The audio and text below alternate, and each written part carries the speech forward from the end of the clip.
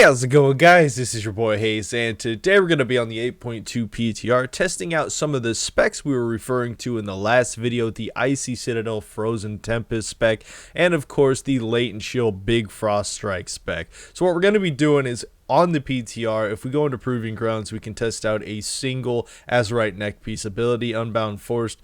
The proc rate on that thing was actually nerfed by quite a bit. It will still probably be good in Mythic Plus and AoE situations, but overall for my secondary trade, I'll probably be switching it up to Lucid Dreams for the most part, since a lot of other classes also got nerfed with these traits, and this trait didn't get nerfed at all, so it's going to actually increase our overall survivability while other classes drop off, giving us a lot easier room to work with having the extra heals, so that would be fairly good in PvP.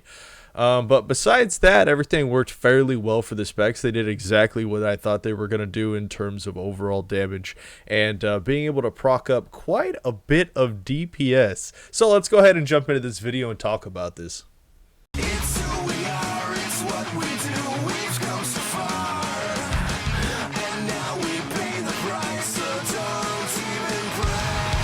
The world is breaking down, and I cannot leave the ground.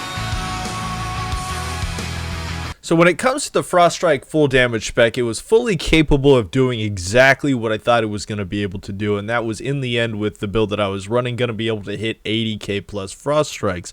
And I'll go ahead and put a clip on the screen right now so you guys are able to see that. Give me everything, yeah.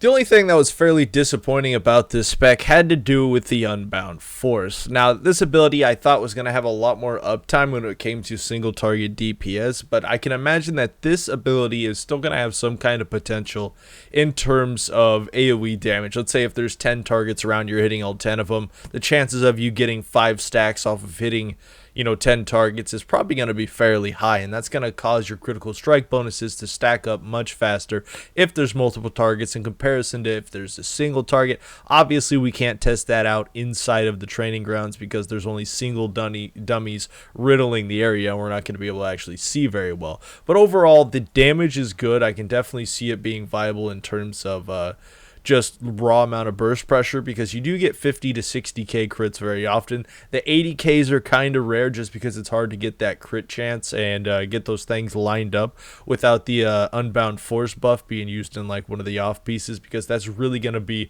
the ability that allows us to get those big like 80k Frost Strike crits on a regular basis. So I'm hoping as long as we're able to cleave multiple targets, that's still going to be a very viable option when it comes to PvP. But also, of course, like I said earlier, Memory of the Lucid Dreams is also going to be a very viable ability because it has a chance to refund 50% of the runes spent on them. I had to sit there and read that for a few more times, because if you read this, it says 50% of the runes spent on them. I'm fairly sure that has to do with runic power, because obviously as Death Knights at the moment, we don't have Death Siphon, so there is no healings based on runes, so you're not going to get 50% of your runes back. And even if it were a Death Siphon, it's only a single rune, so you're going to get half a rune back. Alright, so obviously there's some kind of misspelling or there's wrong words put in here. It should say runic powers spent on them, obviously, because otherwise this is going to be a completely useless talent. But anyways, so talking about the next build we're going on about is the Frozen Tempest build, Remorseless Winter build. Now, I was discussing this video and I had some potential for, I don't know what I would call this, but a hidden burst. I'm just going to call this little area for this extra hidden burst, we're going to call it the Ice Age. And the reason why we're calling it the Ice Age, well, it'll make sense pretty soon. So potentially when you're running with the new variation of Icecap that reduces the remaining cooldown of Pillar of Frost by 3 seconds, you do have the potential to sync together the back end of your Icy Citadel with the new fresh Pillar of Frost, which is going to give you a much heightened ability to throw out potential burst with this spec than you would with literally any other Frost DK spec in the current game. So let me show you exactly what I'm talking about here, and then I'll show some clips of its actual performance. So what you can do with this variation, now this opener is very weird. It's very weird how this works. Is you have to get enough crits with your Obliterate and your Frost Strike to get Pillar of Frost to come all the way back around on cooldown, so you're able to get yourself a Pillar of Frost with, of course, reinforce the back end of your Icy Citadel. So how do you go about doing that? It's such a weird opener, but it pays off so well as an insane burst DPS. We're talking you'll be above 40k DPS at a minute if you do this correctly. So coming at this target, huge payout, huge risk, but huge reward. I mean, it's going to be really interesting to see exactly what people are going to be doing with this. So you can go ahead and open up on this target, kind of like normal. You only want to throw up your Pillar of Frost to begin with, and then we can go ahead and start sinking in obliterates. Remorseless Winter is good if you're trying to generate procs, but overall, starting out for the DPS, you really don't have to pay attention to it. And there is a time that you can insert like a Howling Blast if you're getting enough obliterate procs. Like, there is no one set in stone rotation when it comes to playing this. It's either you do it correctly because you know what you're doing, or you're going to completely mess it up and it's not going to be worth doing at all. So you got to do this right, or you're going to mess this up completely. So keep that in mind. Alright, so opening up on this, we're going to throw up Pillar. We're going to throw out 2 Obliterates. We're going to hit Empowered Rune Weapon. We're going to hit a 3rd Obliterate. We're going to go into Frost Strikes. And sometimes after that Empowered Rune Weapon is the time that you can insert a Howling Blast if you get enough crits. But if you're not getting enough crits and you insert a Howling Blast, you may be literally 1 second late on getting this enhanced Ice Age burst that you can during your Pillar. So I'm going to go ahead and do this for you guys. Hopefully we do this right. Alright, so I'm going to go ahead and throw up Pillar right now. I'm going to run in with my obliterates. 1, 2. We're not going to go for Empower. We're going to go 3. We're going to go Empower. We're going to go 1 Howling Blast because I feel like we can get it off. 1 Frost Strike. We're going to go ahead and throw up our Trinket and our Azerite Burst, and we're going to go ahead and start dropping as many crits as we possibly can because we need those big crits to reach that secondary Pillar just in time that we're able to use our tail end, and that's when we're going to get a big dragon coming out, and of course a big tail end of Icy Chains. Now you saw that was a 330k dragon coming off the bat there. If you can get both of those to crit, we're still looking at 50 to 60k plus burst using Icecap. Think about that, Icecap, and this is alone. If you had Lust, you had raid buffs, you had other things, you could be looking at a 400 to 450,000 damage dragon coming out there, spiking your DPS to 70 to 80k within this enhanced burst. Like, guys, it's blowing my mind. If you're capable of doing this correctly and inserting a Howling Blast, like, you could be sitting at a parse insanely higher percentage compared to the rest of the Frosty Ks who don't know about this trick. So that's what I was actually excited about when I saw the previous buff to Icecap, is the fact that if you can catch the tail end of that, the actual strength buff that you're getting, instead of 12 to 13,000 strength, it's closer to 18 to 19,000 strength on your burst when you throw out Dragon and Chains of Ice on the target. So getting this to work correctly was actually quite a pain. I'm going to go ahead and put just a small montage of clips up of me attempting to do this burst and slowly working my way up and learning exactly what to do and what rotation to do. And of course, the ending of it's going to be closer to the end product of what you just saw. So let's go ahead and jump.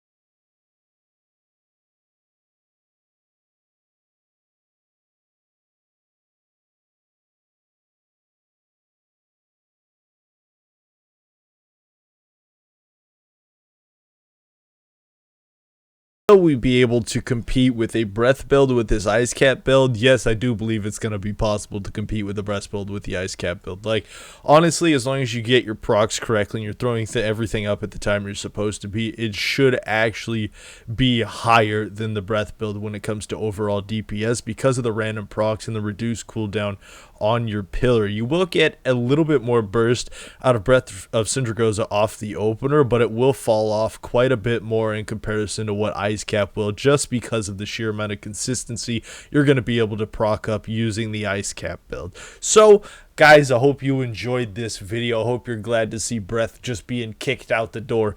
And again, leave a like on this video if you did. Leave any comments down below if you have any question. And of course, until next time, this was your boy Hazzed.